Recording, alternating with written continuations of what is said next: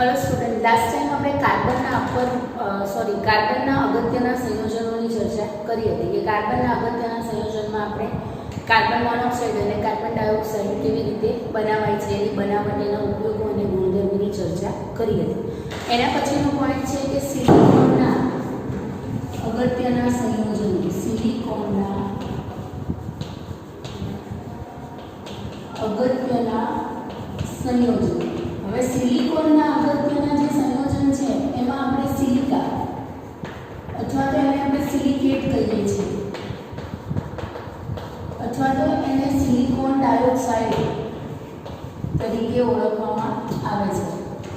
અને સિલિકોન્સની ચર્ચા કરવાની છે. સિલિકોન્સ. હવે સિલિકા વિશે જોઈએ એટલે કે SiO2.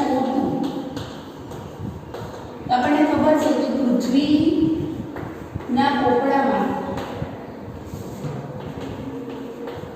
સિલિકોન જે છે એ સિલિકોન 95% સિલિકોન જે છે પૃથ્વીના પોપડામાં 95% સિલિકોન જે છે એ સિલિકા અને સિલિકેટ સ્વરૂપે હોય છે. સિલિકા અને સિલિકેટ સ્વરૂપે હોય છે. હવે આ જે સિલિકા છે એ સિલિકાના અલગ અલગ સ્વરૂપ હોય છે કે સિલિકાના અલગ અલગ સ્વરૂપમાં ક્વાર્ટઝ,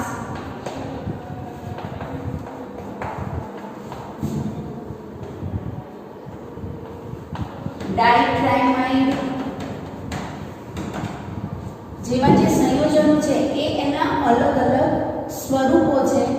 અને આ જે સિલિકાની રચના હોય છે એ સિલિકાની રચનામાં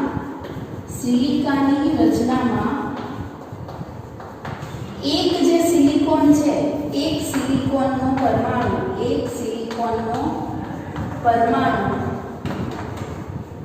4 ઓક્સિજન સાથે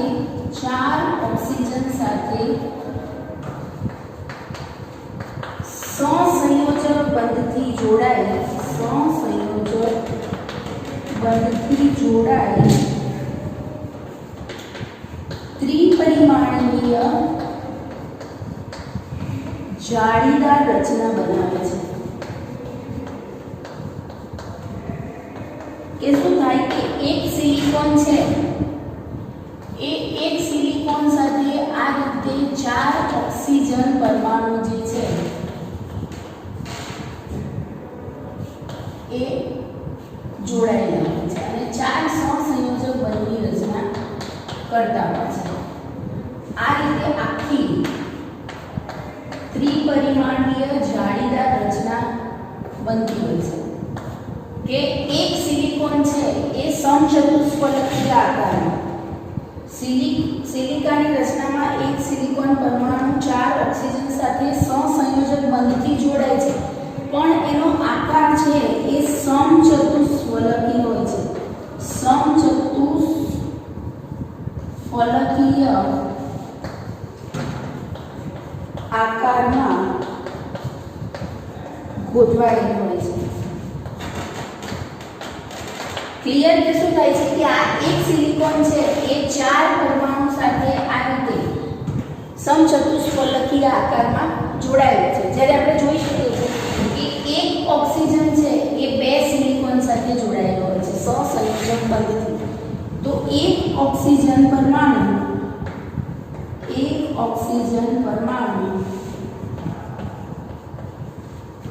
2 સિલિકોન પરમાણુ સાથે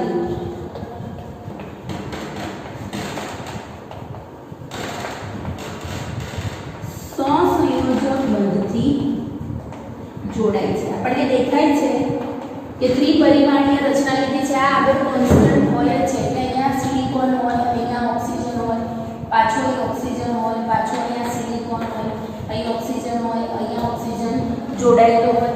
એમ આખી ત્રિપરિમાણીય જાળીદાર રચના બને છે. અને એ ત્રિપરિમાણીય જાળીદાર રચનામાં આપણે જોઈ શકીએ છીએ કે એક સિલિકોન છે એ 4 ઓક્સિજન સાથે જોડાયેલ છે અને એક ઓક્સિજન છે એ 2 સિલિકોન સાથે જોડાયેલો હોય છે અને આ રીતે આખી રચના બનતી હોય છે. હવે જનરલી SiO2 માં શું થતું હોય છે કે છે મેં કીધું એ પ્રમાણે કે આ રીતે આખો SiO2 નો વિરાળ અણુ બનેલો હોય છે કે સિલિકોન અને ઓક્સિજન એકબીજા સાથે કન્ટિન્યુઅસ જોડાયેલા હોય છે અને આખી ત્રિપરિમાણીય જાળીદાર રચના બનાવતા હોય છે. અને બીજું એ કહી શકું કે આ જે SiO2 ની રચના થાય છે એમાં સિલિકોન અને ઓક્સિજન વચ્ચેનો જે બંધ છે એ બંધ પ્રબળ આયનીકરણ એન્થાલ્પી ધરાવતો હોય છે. એના કારણે શું થાય છે કે એ જલ્દીથી બીજા અન્ય સંયોજનો સાથે પ્રક્રિયા કરી શકતું નથી, પણ બહુ રેરલી એ હાઇડ્રોજન ફ્લોરાઇડ અને NaOH સાથે પ્રક્રિયા કરતું હોય છે. એની ચર્ચા આપણે એના ગુણધર્મોમાં કરીએ છીએ, પણ એનું બંધારણ જોઈએ તો બંધારણમાં શું છે કે સિલિકોનનો એક પરમાણુ 4 ઓક્સિજન સાથે સહસંયોજક બંધથી સમચતુષ્ફલકીય આકારમાં ગોઠવાયેલો હોય છે, જ્યારે એક ઓક્સિજન પરમાણુ 2 સિલિકોન સાથે સહસંયોજક બંધથી જોડાયેલો હોય છે અને આ બધા એકબીજા સાથે ક્રમશઃ જોડાતા હોય છે અને ક્રમશઃ જોડાઈ આખી ત્રિપરિમાણીય જાળીદાર રચના બનાવતા હોય છે. હવે એના ગુણધર્મોમાં જઈએ આપણે આગળ.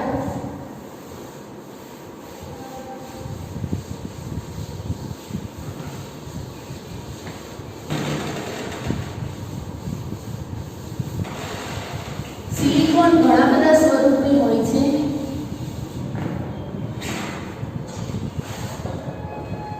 કે આપણે કીધું એ પ્રમાણે હમણાં કે SiO2 માં સિલિકોન અને ઓક્સિજન વચ્ચે આયનીકરણ એન્થાલ્પી પ્રબળ હોય છે અને તે જલ્દીથી અન્ય સંયોજનો સાથે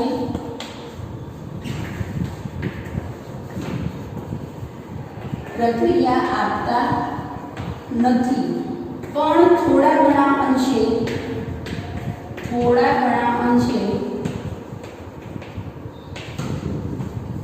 NaOH અને HF સાથે પ્રક્રિયા આપે છે. એટલે આમ તો જનરલી કેવા છે એની પ્રતિક્રિયાત્મકતા બહુ જ ઓછી છે, પણ ઘણી વખત ઘણા ખરી કન્ડિશનમાં એ NaOH અને HF સાથે પ્રક્રિયા આપતા હોય છે અને સિલિકોન ડાયોક્સાઇડ જે છે એ સિલિકોન ડાયોક્સાઇડની આપણે NaOH સાથે પ્રક્રિયા કરીએ તો Na2SiO2 પ્લસ H2O આપણને છૂટા પડેલા જોવા મળતા હોય છે કે Na2SiO2 અને H2O આપણને છૂટા પડેલા જોવા મળે છે. સમીકરણ બેલેન્સ કરવું હોય તો અહીંયા Na2 છે એટલે અહીંયા 2 NaOH લઈએ તો સોડિયમ 2 થઈ ગયા, સિલિકોન 1 છે, ઓક્સિજન 2 છે અને H2O થઈ ગયા. ઓકે, એના પછી આપણે જોઈએ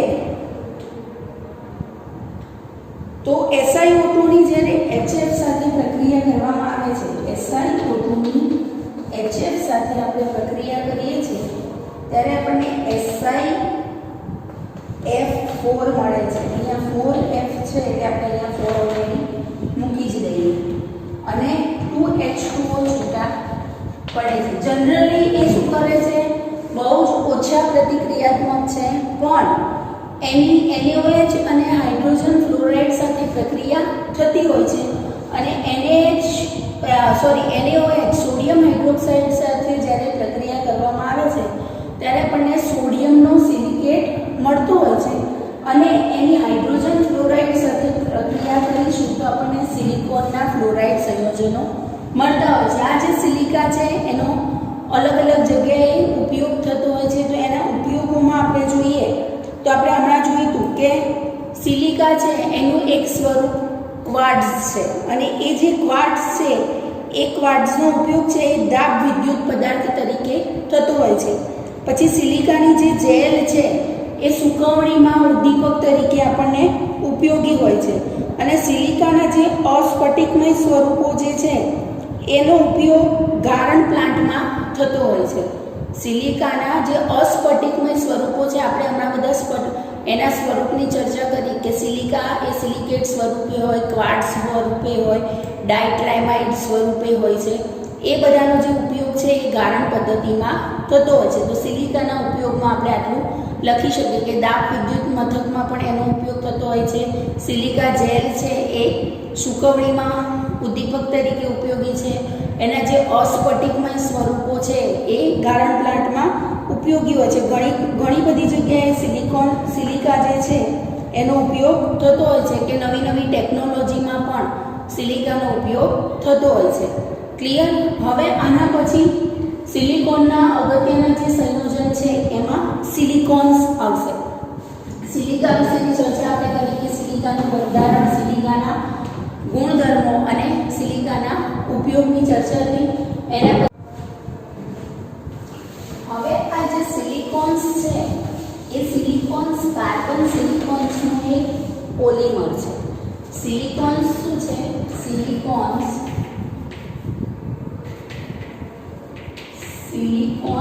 એ કાર્બન સિલિકોનનો પોલિમર છે. પોલિમર શું છે એ આપણને ખબર છે.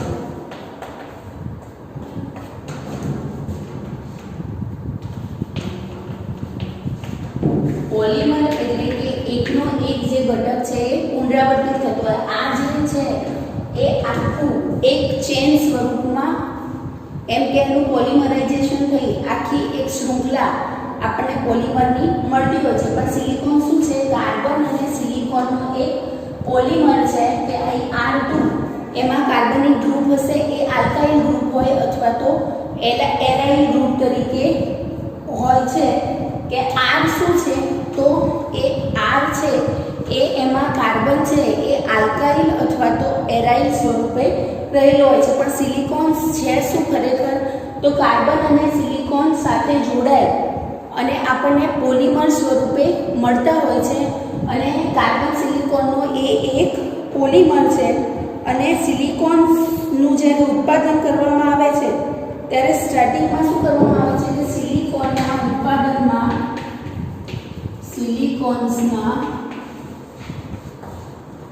ઉત્પાદનમાં કાર્બન સિલિકોનનો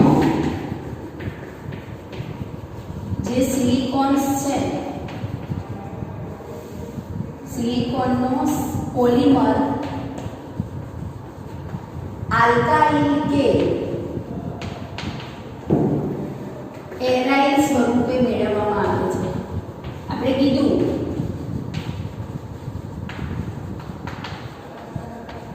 કે આ રીતે હોય છે કે એરાઇલ ગ્રુપ આટલા હોય તો સિલિકોન જે છે એ 4n - 2 ના ફોર્મમાં હોતા હોય છે. કે અહીંયા R છે એ પહેલા જ્યારે સિલિકોન્સનું ઉત્પાદન આપણે કરવું હોય તો આલ્કાઇલ કે એરાઇલ ગ્રુપ છે એના જે આલ્કાઇલ કે એરાઇલ ગ્રુપના જે ક્લોરોસિલિકોન છે એ આલ્કાઇલ કે એરાઇલ હેલાઇડ છે એની સિલિકોન સાથે પ્રક્રિયા કરવામાં આવે છે. અને એની સિલિકોન સાથે પ્રક્રિયા કરી આપણે આલ્કાઇલ કે એરાઇલ ક્લોરોસિલિકોન જે છે એ મેળવી શકતા હોઈએ છીએ. અહીંયા ક્લોરીન પણ એની સાથે જોડાયેલો હશે કે એરાઇલ ગ્રુપ કે આલ્કાઇલ ગ્રુપ હશે, સિલિકોન હશે અને એની સાથે ક્લોરીનનું ગ્રુપ પણ જોડાયેલું હોય છે. એટલે સ્ટાર્ટિંગમાં જ્યારે આપણે સિલિકોન્સ બનાવવો હોય તો સિલિકોન્સ બનાવવા માટે શું કરવામાં આવે છે? આલ્કાઇલ કે એરાઇલ હેલાઇડ છે એ આલ્કાઇલ કે એરાઇલ હેલાઇડને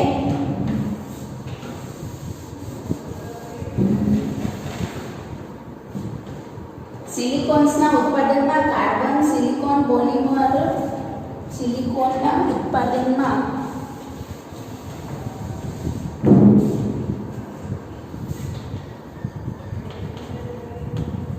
આલ્કાઇલ કે એરાઇલ ક્લોરાઇડની સિલિકોન સાથે પ્રક્રિયા કરી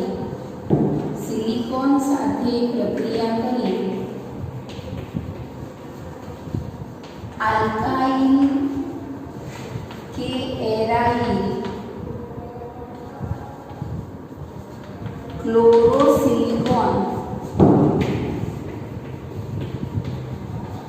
મેળવવામાં આવે છે. એટલે શું થાય કે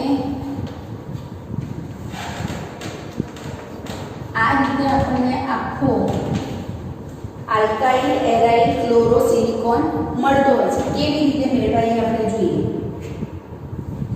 તો ક્લોરોમિથેનની સિલિકોન સાથે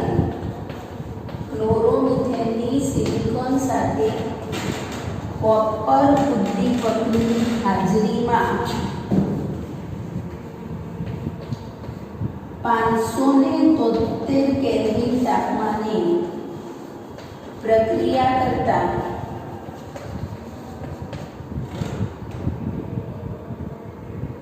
મિથાઇલ સિલિકેટ ક્લોરીનના સંયોજનો મળે અને એ સંયોજન છે એ આ રીતે હોય કે Me3 એટલે કે મિથાઇલમાં એક હાઇડ્રોજનનું વિસ્થાપન ક્લોરીનથી થાય,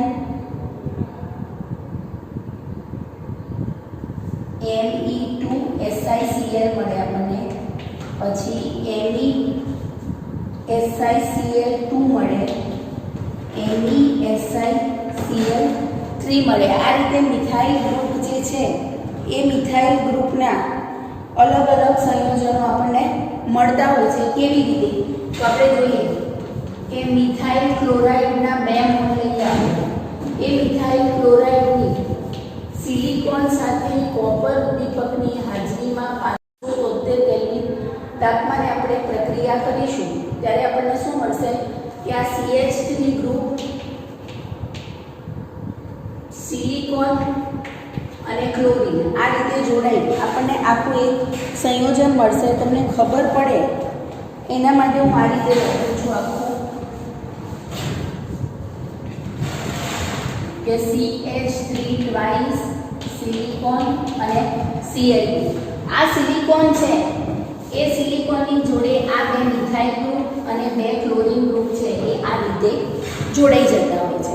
હવે આ જે મળ્યું એનું આપણે જળ વિભાજન કરવાનું છે. જળ વિભાજન કરીશું એટલે શું થશે કે જળ વિભાજન કરીશું એટલે પાણીનો જે H+ છે એ H+ ની સાથે આ 2 ક્લોરીન છે જતા રહેશે અને આપણને જે નવું સંયોજન મળે છે જળ વિભાજનની પ્રક્રિયા થાય છે અને HCl છૂટું પડશે કે આ જે મિથાઇલ ગ્રુપ હતા એ તો એમના એમ રહ્યા અને ક્લોરીનની જગ્યાએ હાઇડ્રોક્સિલ ગ્રુપ લાગી ગયા.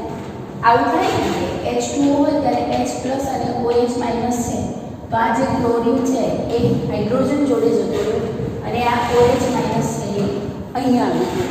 ઓકે, એટલે આપણને આ છે એ સિલિકોન્સ મળે છે પણ આ તો શું છે સિલિકોન્સનો એક જ અણુ છે. હવે આપણે તો શું કીધું કે સિલિકોન્સ શું છે પોલિમર છે.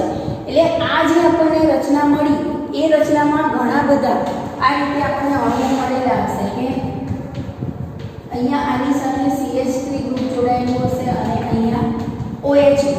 આવા ઘણા બધા અણુઓ આપણને મળતા હોય છે. ત્યાં CH3 જોડાયેલું હોય અને અહીંયા OH ગ્રુપ જોડાયેલું હોય. આવા બધા જ અણુઓ મળે છે એ અણુઓનું શું થાય છે પોલિમરાઇઝેશન થાય છે એવું કહી શકો. આખી પ્રક્રિયા આપણે ફરીથી અહીંયા લખીએ એટલે તમને વધારે ખબર પડશે. આખી પ્રક્રિયા અહીંયા ફરી લખું છું કે મેં કીધું કે 2 મોલ મિથાઇલ ક્લોરાઇડ જે છે એની સિલિકોન સાથે કોપર ઉદ્દીપકની હાજરીમાં 573 કેલ્વિન તાપમાને પ્રક્રિયા કરીએ છીએ ત્યારે આપણને શું મળે છે મિથાઇલ ક્લોરોસિલિકોન આપણને મળે છે. અહીંયા Cl2 છે. હવે આ જે Cl2 છે એનું શું કરવામાં આવે છે જળ વિભાજનની પ્રક્રિયા થાય છે. જળ વિભાજનની પ્રક્રિયા થઈ HCl છૂટો પડે છે એટલે કે ખાલી ને ખાલી ક્લોરીનની જગ્યાએ હાઇડ્રોક્સી ગ્રુપ આવી જતું હોય છે, પણ આ જે આપણને મળ્યું એ સિંગલ હોતું નથી, એના ઘણા બધા અણુઓ આ રીતે મળતા હોય છે કે આ રીતે આના મિથાઇલ સિલિકોન જે છે એના ઘણા બધા અણુઓ આપણને મળે છે અને એ જે અણુઓ છે એ અણુઓ શું થાય છે, પોલિમરાઇઝેશન થાય છે. પોલિમરાઇઝેશન થશે એટલે શું થશે, આ OH ગ્રુપ અને આનો હાઇડ્રોજન એ છૂટો પડી જશે, અહીંયાથી બી OH ગ્રુપ અને એનો હાઇડ્રોજન એ છૂટો પડી જાય અને આખી આપણને શું મળે છે, શૃંખલા મળે છે. આનું પોલિમરાઇઝેશન થાય અને H2O છે એ છૂટો પડે અને આપણને આખી શૃંખલા સ્વરૂપે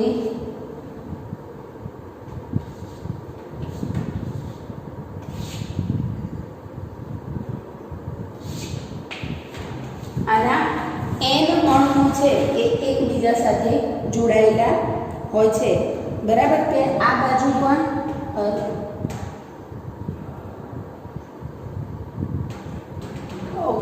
આખું N સ્વરૂપે આપણે લેવાનું છે કે અહીંયા O હશે, એની સાથે બીજો સિલિકોન છે એ આ રીતે જોડાય બાજુ, એટલે આખા ક્રમશઃ અણુઓ N અણુઓ છે એ એકબીજા સાથે જોડાતા જતા હોય છે અને પોલિમરાઇઝેશન થઈ આખો આપણને સિલિકોન પોલિમર સ્વરૂપે મળતો હોય છે.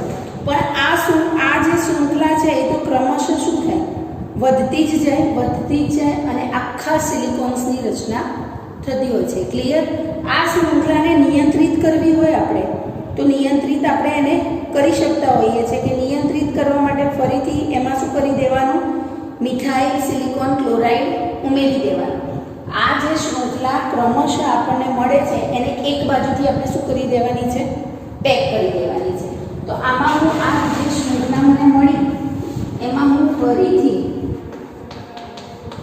મિથાઇલ સિલિકોન ક્લોરાઇડ ઉમેર્યું તો શું થાય, આ જે શૃંખલા છે એ એક સાઈડથી નિયંત્રિત થઈ જાય. અહીંયા O છે, અહીંયા સિલિકોન, અહીંયા CH3, અહીં CH3 ને આ CH3 ગ્રુપ છે એને અહીંયા જોડે છે. એટલે આ બાજુથી શૃંખલા આખી શું થઈ ગઈ, આમ તો શું થતી હતી કે આ શૃંખલા બંને બાજુથી વધતી હતી, પણ આપણે એક બાજુથી એને શું કરી દીધી, નિયંત્રિત કરી દીધી. અને એક બાજુથી એને નિયંત્રિત કરવી હોય તો મિથાઇલ સિલિકોન ક્લોરાઇડ એમાં ઉમેરવામાં આવે છે અને મિથાઇલ સિલિકોન ક્લોરાઇડ એમાં ઉમેરીશું એટલે CH3 ગ્રુપ અહીંયા જોડાઈ જશે. આ જે સિલિકોન છે એની ચારે ચાર સંયોજકતા અહીંયા કમ્પ્લીટ થાય છે એટલે શૃંખલા છે એ ખાલી ને ખાલી એક જ બાજુથી વધશે એવું આપણે કહી શકીએ. ઓકે, અહીંયાથી આપણે શું કરી દીધી, આ જે શૃંખલા છે એને કંટ્રોલમાં કરી દીધી. પહેલાં શું હતું, શૃંખલા આ બાજુથી પણ વધતી હતી અને શૃંખલા આ બાજુથી પણ વધતી હતી, પણ ફરીથી એમાં મિથાઇલ ક્લોરોસિલિકોન ઉમેરી દીધો અને એ શૃંખલાને એક સાઈડથી આપણે નિયંત્રિત કરી દીધી અને આ બાજુથી એનું પોલિમરાઇઝેશન પાછું થતું હોય છે. તો ક્લિયર? સિલિકોન્સ મેળવવો છે તો સ્ટાર્ટિંગમાં શું કરવામાં આવે છે કે આલ્કાઇલ કે એરાઇલ ગ્રુપ, અહીંયા આપણે મિથાઇલ ક્લોરાઇડ એક્ઝામ્પલ માટે લીધું છે પણ હું મિથાઇલ ક્લોરાઇડની જગ્યાએ ઇથાઇલ ક્લોરાઇડ પણ લઈ શકું. એટલે ઘણીવાર અહીંયા કોઈ બુકમાં તમને RCl લખેલું આપેલું હશે, એટલે આ R છે એ આલ્કાઇલ ગ્રુપ પણ હોઈ શકે અને એરાઇલ ગ્રુપ પણ હોઈ શકે. એરાઇલ ગ્રુપ એટલે બેન્ઝીન પણ ત્યાં હોઈ શકે છે, બરાબર. એટલે કે આલ્કાઇલ અથવા તો એરાઇલ હેલાઇડ છે એની સિલિકોન સાથે પ્રક્રિયા કરવામાં આવે છે અને આલ્કાઇલ એરાઇલ ક્લોરોસિલિકોન મેળવવામાં આવે છે અને આલ્કાઇલ એરાઇલ ક્લોરોસિલિકોન છે એનું જળ વિભાજન કરવામાં આવે છે એટલે એમાંથી ક્લોરીન છે એ દૂર થઈ ક્લોરીનનું વિસ્થાપન હાઇડ્રોક્સિલ ગ્રુપ વડે થશે. પણ એમાં એક અણુ નહીં હોય, આવો એક જ અણુ નહીં હોય, એવા ઘણા બધા અણુઓ હશે અને એ અણુઓનું પોલિમરાઇઝેશન થાય છે અને પોલિમરાઇઝેશન થઈ આપણને સિલિકોન્સ મળે છે. પણ એ સિલિકોન્સ છે એની જે શૃંખલા છે બંને બાજુથી એનું પોલિમરાઇઝેશન થતું હોય છે. એટલે આપણે શું કરીશું, એ શૃંખલાનું એક બાજુથી પોલિમરાઇઝેશન અટકાવી દઈશું અને એ પોલિમરાઇઝેશન અટકાવવા માટે એમાં મિથાઇલ ક્લોરોસિલિકોન ઉમેરવામાં આવે છે. એટલે CH3 ગ્રુપ એક બાજુ જોડાઈ જશે એટલે આ બાજુથી શૃંખલાનું પોલિમરાઇઝેશન અટકી જાય છે અને મળે તો સિલિકોન્સ જ છે પણ એનું પોલિમરાઇઝેશન આપણે અટકાવવું હોય તો MCQમાં પૂછે છે તમને કે સિલિકોન્સનું પોલિમરાઇઝેશન અટકાવવા માટે એમાં શું ઉમેરવામાં આવે છે તો મિથાઇલ ક્લોરોસિલિકોન ઉમેરવામાં આવે છે. ક્લિયર? અહીંયા હવે આ જે સિલિકોન્સ છે એના ઉપયોગો ઘણી બધી જગ્યાએ થતા હોય છે કે સિલિકોન છે પહેલાં તો આપણે શું કહીશું કે એમાં આલ્કાઇલ કે એરાઇલ શૃંખલા જે છે એટલે એ પાણી પ્રત્યે કેવું હોય અપાકર્ષિત હોય. પાણી પ્રત્યે કેવું થાય અપાકર્ષિત હોય છે. પાણી પ્રત્યે અપાકર્ષિત પ્રકૃતિ ધરાવે છે. કેમ? તો આ આલ્કાઇલ અને એરાઇલ ગ્રુપ છે એ કેવું છે અધ્રુવીય ગ્રુપ છે.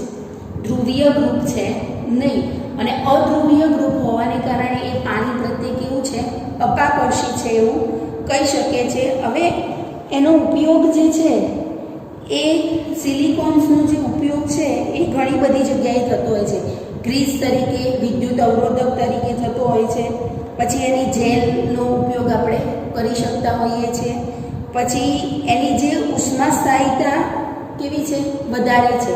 એની ધ્રુવીભવન ક્ષમતા પણ કેવી છે વધારે છે. એટલે એ ઓક્સિડેશન રિડક્શન પ્રક્રિયા ધરાવી શકે છે. એરાઇલ અને આલ્કાઇલ ગ્રુપ આવ્યું એટલે એ પહેલાં તો શું છે અધ્રુવીય છે. અધ્રુવીય હોવાને કારણે પાણી પ્રત્યે કેવા છે આકર્ષિત છે અપાકર્ષિત છે. પાણી પ્રત્યે આકર્ષિત થતા નથી. ગ્રીસ તરીકે એનો ઉપયોગ કરી શકીએ છીએ અને એની ધ્રુવીયતા અને એની ઉષ્માસ્થાયિતા વધારે હોવાને કારણે ઓક્સિડેશન રિડક્શન પ્રક્રિયામાં પણ ઉપયોગી છે. ક્લિયર? અહીંયા કે સિલિકોન્સ કેવી રીતે બનાવાય. સિલિકોન્સ છે શું તો સિલિકોન્સ છે સિલિકોનનું એક પોલિમર છે અને એનો ઉપયોગ આપણે ઘણી બધી જગ્યાએ કરી શકતા હોઈએ છીએ. ક્લિયર?